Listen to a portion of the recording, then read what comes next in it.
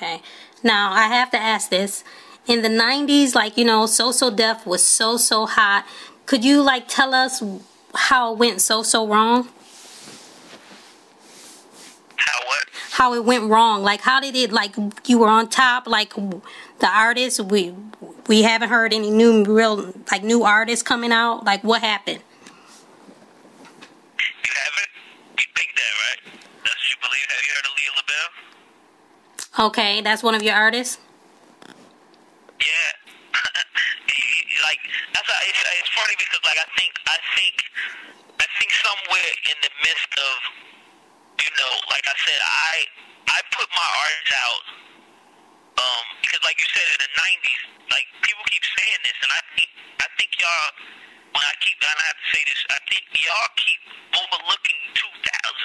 Like, the 2000s, the whole decade of 2000s was So Def, more than the 90s. Okay. This was the beginning of So Def, but 2000, 2005, 2006, all of that in there, like, all of that was Bow Wow. There was a whole Bow Wow. Oh, right, yes, you're right. You're 2000 right.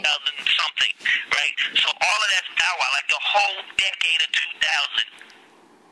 That whole decade was owned by So Def. You know what I mean? Whether it was the Bone Crusher, whether it was the Young Bloods, whether it was the Franchise Boys, whether it was Jaquan, whether it was Anthony Hamilton. This is 5 artists right here that own. They didn't even exist till 2000. You know what I'm saying? So when I hear people say this, I'm just like, I think people are just counting this how they want to count it, and they're not taking into consideration. You're talking about a company that has spawned artists for 2 decades. Right. And the first decade was Escape, Brat, what Lil Jon was doing with the Bass All Stars, and Jagged Edge, I think. But then the next decade was Bow Wow, Jagged Edge, all these new artists, like I said, Bone Crusher, Jaquan, Franchise Boys, Anthony Hamilton, all this new, you know, so much new talent from there. Then came Dondria, then came, you know, and then, like, up until this point, like I said, it's like we got here, and it's like just last year, in 2012, I released 3 brand new artists on So Def. Okay. Ed Hines, Leah LaBelle, and Fresh Cocaine from St. Louis, a new rapper. It's like, you know, and it's like, I guess because people don't hear me out here talking about the artists like that people don't understand that it's all So Def. So it's all basically, it's been the same. You know what I mean? It's the same, and it's the same routine. When you release a new artist, they don't start at the top. They start at the bottom. They have to get to that point. So, you know, it's the same way that So Def has always grown, from one new artist to the next new artist to the next new artist, and once they catch, it just continues to keep doing. You know what I'm saying? Right.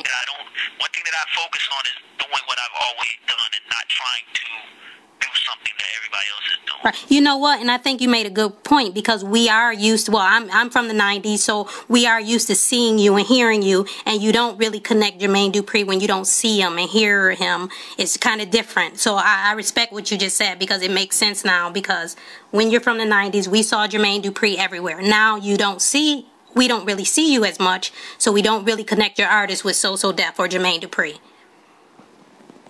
Yeah, I mean, and that's deliberate, by the way. You know, I do that deliberately because that's how I remain relative. You know what I'm saying? If we want to use that word, each one of these artists are like a train that takes me into the next decade or takes me into the next era. So it's like you'll in 2015 you're gonna be like, damn, we still talking about Jermaine Dupri. Yeah, because some artists from 2014 became huge, and once you ask and talk to that artist, you're going to find out, damn, Jermaine Dupri put you out? Oh, okay. And that artist took me till 215, you know what I'm saying? So that's how it is. It's not, like, I tell people all the time, like, sometimes when you listen to, like, Anthony Hamilton's first album, if you listen to, like, Charlene, and you listen to Coming From Where I'm From, you wouldn't know that Anthony Hamilton was on So Def. Right. Because you ain't hear me talk. Right. And a lot of times it gets sad to me, because I'm like, damn, people don't understand this is my music if they don't hear me talking. And that just lets me know that I talk too much on a lot of my earlier records, and people got so stuck into that, and they started paying too much attention to that. Like, as a musician and a the person that finds artists, I get tired of hearing, you know, me talk on the record. You know what I mean? I need a little bit of space from that so that I can hear what it is that I'm bringing and I can concentrate on that artist. So, you know, like I said, you see Aaliyah LaBelle, you hear her music, you're probably like, I don't know that this is so that. Right. You know, and you have to read the credits. It's like it goes back to the days of, you know, you pick up an album, you look on the back, you're like, damn, he did this.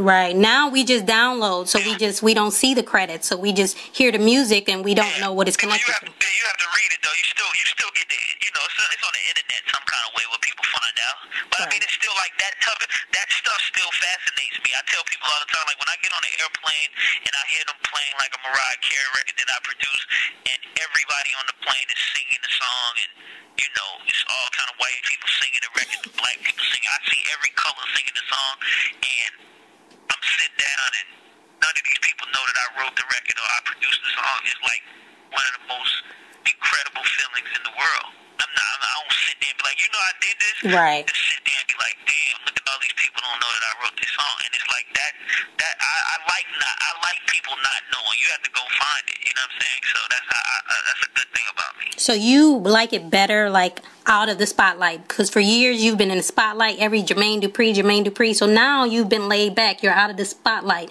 Do you like this more? I mean, I'm not out of the spotlight. Well, as far as it's the same thing. You know what I mean? It's just more like I feel like nowadays when people do interviews and stuff like that, a lot of that stuff I avoid because I don't like talking about things that I don't want to sell. You know what I mean? I'm a real shrewd salesman. So if I'm trying to sell so deaf paraphernalia, I don't want to talk about Mariah Carey on American Idol. You know what I'm saying? And when people interview me, that's what they see me as the person that they supposed to get like damn near all their questions out. Okay. I'm like, yeah, I avoid doing interviews because I'm not ready to talk about that stuff. Unless you know what I'm saying, unless it feels like it's something that I really should answer. Majority of the times, I'm like, I'm not gonna do that. But like I said, with this concert, I opened myself up to do interviews, and you know, as you see, it's like the press is all over the place. People talking about blah blah blah. So it's funny to me. Like people don't understand a lot of everything that I do is all designed. It's not something that just is happening and he stopped being interesting and people stopped doing interviews. I decided not to do interviews. Right. No, I read that you didn't really like doing interviews, and I'm very impressed that I was a little nervous because you read things about you, you don't know how you're going to respond to a question.